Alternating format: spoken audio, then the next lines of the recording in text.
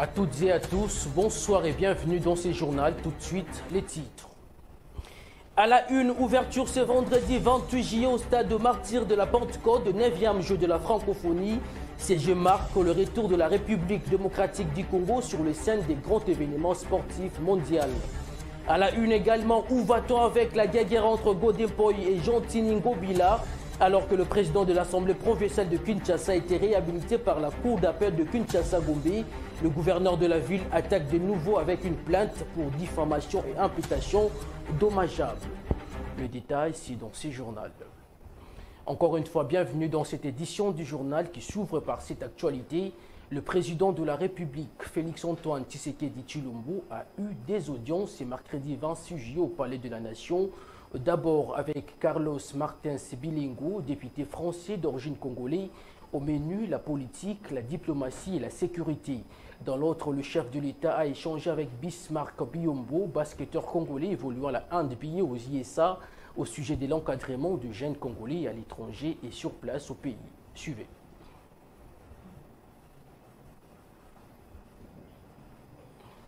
Et puis, prenons cette information, comme je l'ai également annoncé au sommaire, qu'en marge de l'ouverture du 9e jeu de la francophonie, prévu ce vendredi 28 juillet au stade de Martyrs de la Pentecôte, le directeur du comité national a fait le point sur l'organisation et les programmes de compétition avant la tenue de ces jeux à Kinshasa. C'était lors de la conférence de presse qu'il a animé conjointement avec le ministre de la Communication et Médias, Patrick Mouyaya, en présence de l'administratrice de l'OIF, Caroline Saint-Hilaire. Suivez.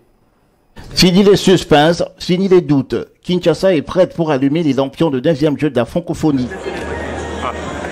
À 24 heures du lancement de cet événement sportif planétaire, le Comité national des Jeux a organisé mercredi 26 juillet à Kinshasa une conférence de presse à laquelle ont pris part l'administratrice de l'OIF, Caroline Saint-Hilaire, la directrice du Comité international des Jeux de la francophonie, Zeina Mina, et les porte-paroles du gouvernement, Patrick Mouyaya. Nous sommes convaincus que ces Jeux laisseront un héritage précieux pour la jeunesse congolaise, car cet événement offre une opportunité unique de promouvoir les valeurs du sport, de la culture, de l'inclusion et de la coopération internationale.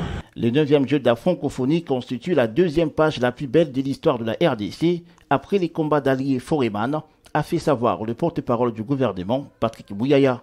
Ce dernier met en relief les changements de narratif qui est la preuve de l'organisation de ces jeux de la francophonie.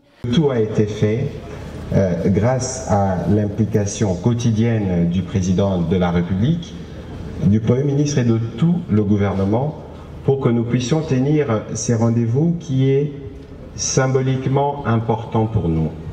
Lorsque nous parlons de changement de narratif, nous vous en donnons la preuve à travers justement l'organisation de ces jeux qui permettra aux différentes délégations qui sont chez nous de voir que la violence, de voir que tout ce qui est dit ne reflète pas le peuple congolais, pas du tout.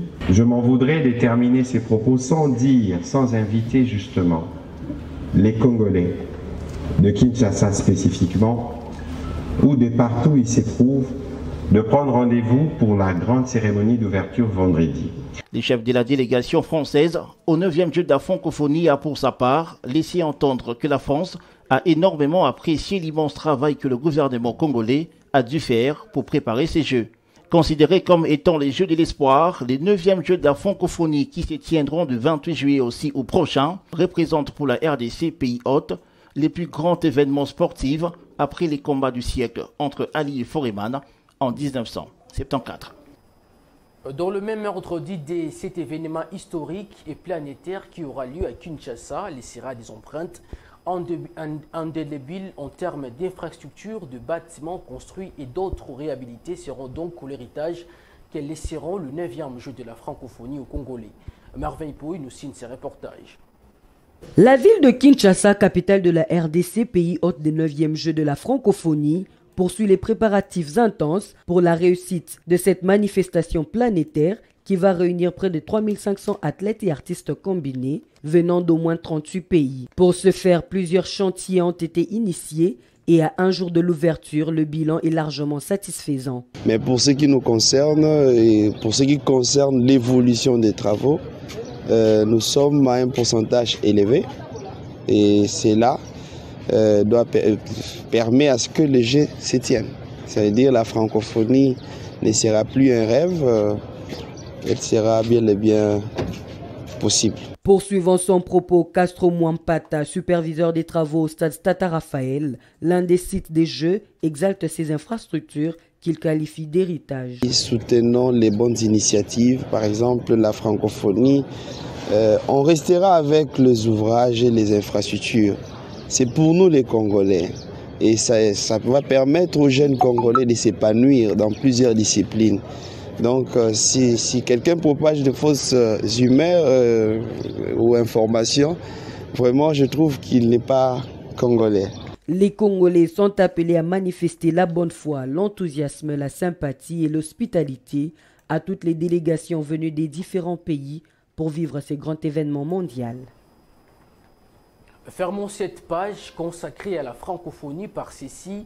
Et chose promise, chose due, le président de la République, Félix-Antoine Tshisekedi Tshilombo, offre aux Congolais le deuxième plus grand événement sportif après celui organisé par le président Mobutu en 1974, opposant Mohamed Ali et Georges Foreman. Et sur ce, les Congolais rencontrés sur le site des CG ont étalé leur satisfaction au micro de Naomi Chidibi.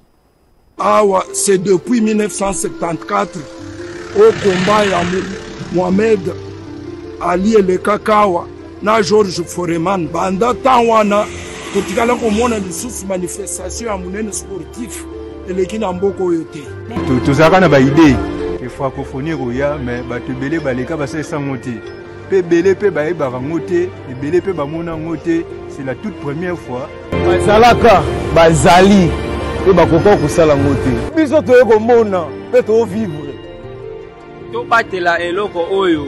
Il passera à Zamutu. Mais ceux qui Babylone a boycotté la pona Congo, en tout cas vraiment il restera dans nos têtes. Comment on a fait même pour une commis les loyaux, n'andenge zalaki kala na sepeli makasi donc fati vraiment zama baxelé à mingi vraiment. Zaki bisiko bakulu na bazalaki bazosta ba makamla banga mabe ba tiel bazolala mais lelo comme banda kwa propre lelo mutako kota isukuna te.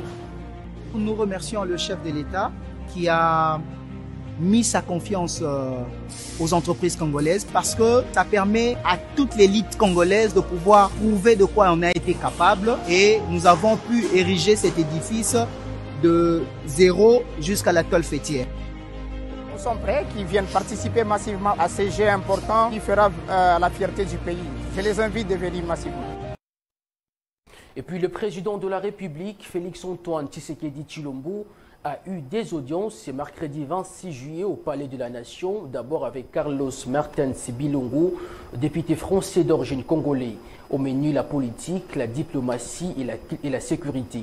Dans l'autre chapitre, le chef de l'État a échangé avec Bismarck Biyombo, basketteur congolais évoluant la NBA aux USA au sujet de l'encadrement de jeunes congolais à l'étranger et sur place au pays. Suivez. En vacances en République démocratique du Congo, Carlos Martin Bilongo, député national français d'origine congolaise, a été reçu ce mercredi par le président de la République, Félix-Antoine Tshisekedi Tshilombo, à la Cité de l'Union africaine. En toute fraternité, le chef de l'État et son hôte ont échangé sur des questions ayant trait à la politique, la diplomatie et la sécurité en France et en RDC. Ces échanges fructueux ont permis aux parlementaires français de s'imprégner des enjeux politiques en RDC. On a beaucoup échangé sur le sujet de l'Est de la RDC. J'ai entamé aussi des travaux parlementaires à l'Assemblée nationale française.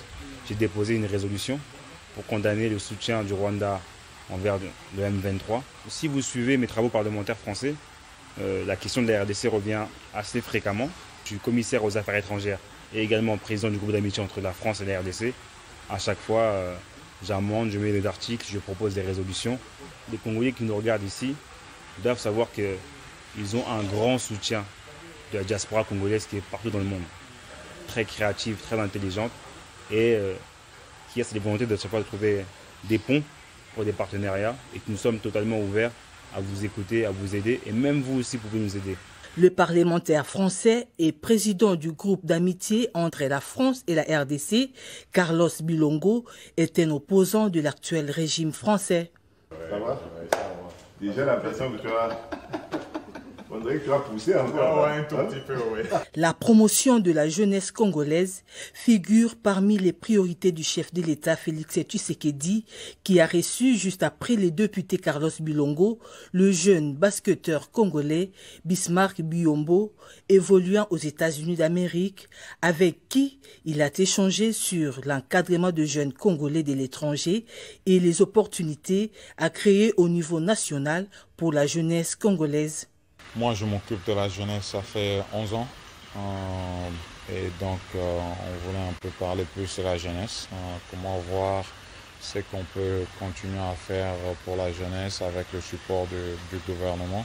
Et surtout, qui est très important pour la jeunesse, de savoir qu'on a un gouvernement qui nous supporte. Le basketteur congolais Biyombo a loué les efforts et les dynamismes du président de la République et son gouvernement pour l'organisation du 9e Jeux de la francophonie en RDC, raison de plus de promouvoir la jeunesse. Autre chose à présent, la Cour d'appel de Kinshasa-Gombe a réhabilité Godempoy de ses fonctions à la présidence de l'Assemblée provinciale de Kinshasa. Gentini Ngobila, de son côté, a traduit le speaker de la Chambre de l'Assemblée provinciale en justice pour diffamation et imputation dommageable. C'est un bras de fer qui s'invite à ciel ouvert et votre rédaction revient sur la genèse de ces conflits dans ses commentaires rendus par Vincent Mouzongo. Gentini Ngobila Mbaka a signé en justice Godempoy Kadima pour diffamation, imputation dommageable et atteinte à la garantie aux particuliers. Dans une correspondance adressée au procureur général près la Cour de cassation en date du 13 juillet dernier, le cabinet conseil du gouverneur a indiqué que le président de l'organe délibérant, Godempoy, a en date du 31 mai reproché méchamment leur client d'être auteur d'une gestion opaque de la vie de Kinshasa. Et selon l'avocat de Gentini Ngobila, Godempoy n'a qu'une intention seule de nuire à la dignité, ternir l'image et la réputation du numéro 1 de Kinshasa. C'est dans ces conflits que le président de l'organe délibérant de Kinshasa a été déchu par les élus provinciaux. Déchu à la tête de l'Assemblée provinciale à la suite d'une motion de défiance.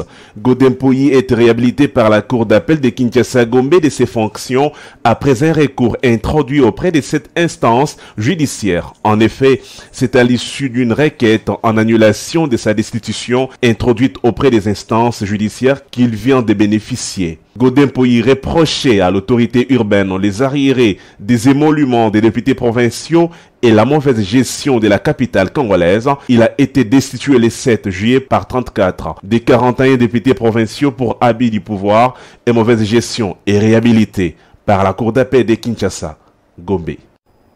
Et puis le vice-premier président de l'Assemblée nationale, André Mbata, a reçu dans son cabinet de travail Eugène Kong Nyung, représentant du Fonds des Nations Unies pour la population.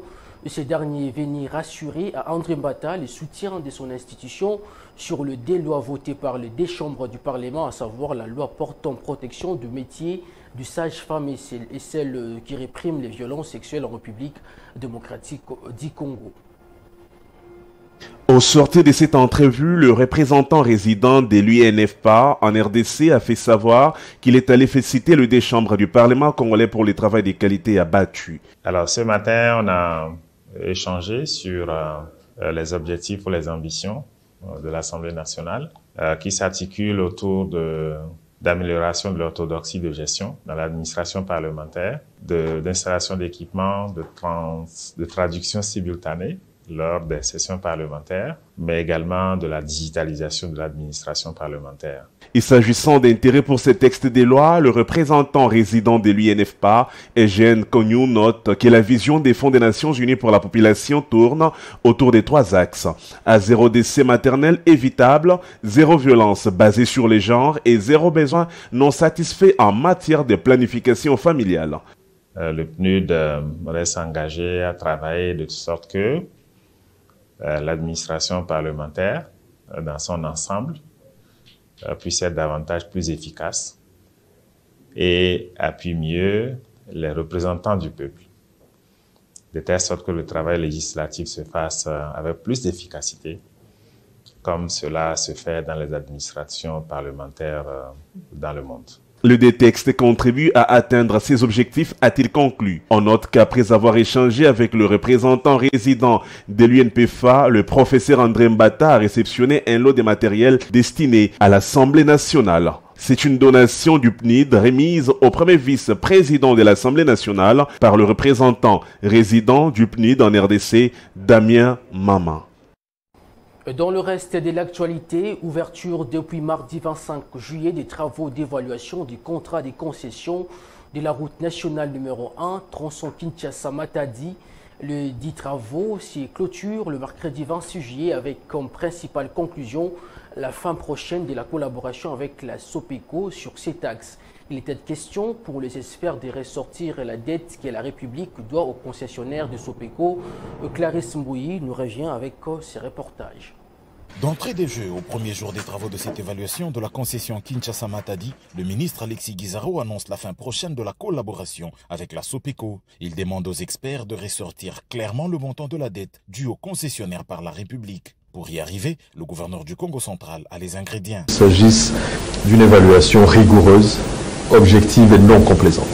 Déjà, en après-midi de ce même mardi 25 juillet, les experts de l'Agence congolaise des grands travaux, maîtres d'ouvrage délégués du ministère des ITP sur cette concession, ceux de l'Office des routes, membres de la mission de contrôle et surveillance, sont aux côtés du ministère des tutelles et du concessionnaire pour établir les recommandations de cette évaluation. Mercredi 27 juillet dès le matin, les experts sont à nouveau ensemble dans la salle de réunion de l'immeuble Likasi, siège de l'Agence congolaise des grands travaux, pour la poursuite des échanges dans le cadre de ces travaux. Nico Nzaou, directeur général de la CGT et hôte de la rencontre, leur a rappelé toutes les attentes du gouvernement de la République par rapport à cette évaluation. C'est au soir du mercredi que la mouture finale du procès verbal a été adoptée et signée par les parties prenantes, à la grande satisfaction du gouverneur du Congo central. Nous sommes heureux de constater que la commission d'experts a retenu dans son programme la réhabilitation de la route des caravanes qui va constituer une suppléance pour la nationale numéro 1 et on devrait avoir moins de trafic qui traverse la route. Pas de situation de gros trafic au niveau du péage de Kassaboulou. Je pense que les experts ont réfléchi sur ça et très prochainement une solution va être proposée. Beaucoup d'autres choses ont été dites, notamment sur la répartition et la charge qui pèse sur la province. L'éventualité, ou en tout cas sérieusement, de discuter sur la quotité qui devrait revenir à la province. Ainsi donc, la route Kinshasa-Matadi vit ses derniers moments sous l'ère SOPECO. Elle va prochainement passer sous la gestion de notre concessionnaire. Et puis le directeur national de la Ligue de jeunes UDPS, Tshisekedi, apporte son soutien à la décision de l'Assemblée provinciale du Kasaï oriental ayant déféré l'ancien gouverneur Mathias Kabeya Machi Abidi en justice pour détournement de deniers publics. Suivez-les dans cette déclaration politique. La Ligue des jeunes de l'UDPS a suivi le déroulement de la déchéance récente de M. Mathias Kabeya Machi Abidi en qualité de gouverneur de la province du Kasaï oriental par la représentation provinciale. Dans ce contexte hautement politique caractérisé par la fin des dépôts de candidatures à la députation nationale et à l'approche des élections générales en décembre 2023, la Ligue de jeunes de l'UDPS tient à rappeler les soutiens jadis obtenus par Mathias Kabeya Machi Abidi dans la direction de cette province très disputée par plus de 15 candidats postulants. Devant la multiplicité des candidatures, le parti avait porté son choix sur ces cadres issus de la CEP pour redonner l'espoir à cette province face aux défis des relèves après 3 ans de stagnation. Contre toute attente, la Ligue des jeunes de l'UDPS a été surprise des faits mauvais, des mauvaises gestions qui n'ont pu laisser indifférents les députés provinciaux à mettre en action une motion de déchéance contre le gouverneur du Kasaï oriental. Ainsi, la Ligue de jeunes de l'UDPS retire sa confiance initialement placée en M. Mathias Kabea Matiabidi et s'aligne sur le principe de la bonne gouvernance ayant conduit les députés provinciaux à protéger la province et ses populations. Prenons ces communiqués de la Direction générale des impôts, lus par Manuela Kitalungoy, afin de boucler complètement cette édition du journal.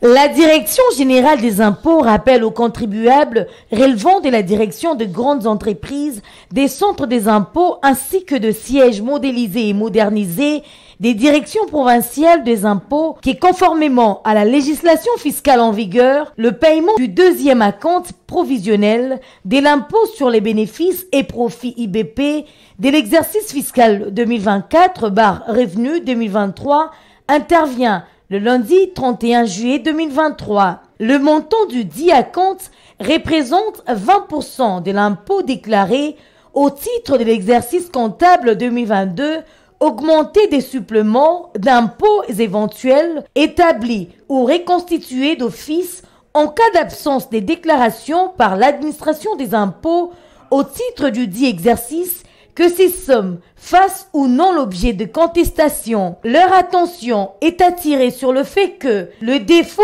ou l'insuffisance de paiement dans le délai légal donnera lieu à l'application d'une amende égale à 50% de l'acompte non versé. Par ailleurs, l'imputation éventuelle du crédit d'impôt n'est autorisée que dans la limite de 20% du montant de l'acompte dû. Conformément au communiqué du 29 décembre 2020 du ministre des Finances portant utilisation obligatoire du logiciel ISIS Régie et au décret numéro 007/2002 du 2 février 2002 relatif au mode de paiement de dettes envers l'État tel que modifié et complété par le décret numéro 20/019 du 21 août 2020 et ses mesures d'exécution, les contribuables concernés par le paiement de cet acompte sont invités à télécharger le bordereau de versement d'acompte à partir du site web de la DGI à l'adresse www.dgi.gouv.cd. Aussi, les contribuables sont-ils invités à privilégier la transmission par voie électronique en format PDF du bordereau de versement d'acompte provisionnel et de la preuve de paiement du dit acompte provisionnel aux adresses électroniques suivantes selon les cas. Communiqué du directeur général des impôts, Barnabé Mwakadi Mwamba. C'est par ces communiqués de la DGI que nous mettons un terme à cette édition du journal, mais avant de nous quitter, place au rappel des titres. Ouverture ce vendredi 28 juillet au stade de Martyrs de la Pentecôte de 9e jeu de la francophonie. Ces jeux marquent le retour de la RDC sur la scène des grands événements sportifs mondiaux. Où va-t-on avec la guerre entre Godempoy et Jean-Tini Ngobila alors que le président de l'Assemblée provinciale de Kinshasa a été réhabilité par la cour d'appel de Kinshasa-Gombe et le gouverneur de la ville attaque de nouveau avec une plainte pour diffamation et imputation dommageable. Vous avez suivi les détails dans ce journal. Merci de nous avoir suivis et bonne suite de programme chez vous. Mesdames, Messieurs, au revoir.